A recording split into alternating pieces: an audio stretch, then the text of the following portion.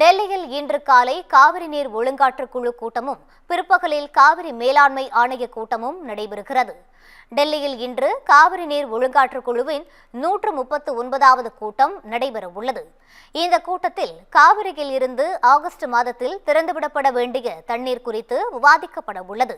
தமிழ்நாடு, கர்நாடகா, கேரளா, புதுச்சேரி மாநில அதிகாரிகள் இந்த கூட்டத்தில் பங்கேற்கின்றனர். கர்நாடக அரசு ஆகஸ்ட் மாதம் 45.5 டிஎம்சி நீர் திறந்துவிட வேண்டிய நிலையில் இந்த கூட்டம் நடைபெற உள்ளது.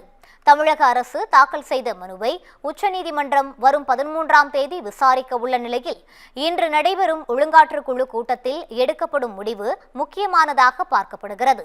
இதேபோல பிற்பகலில் எஸ்.கே. ஹல்தர் தலைமையிலான காவிரி மேலாண்மை ஆணையத்தின் 55வது கூட்டம் நடைபெற உள்ளது.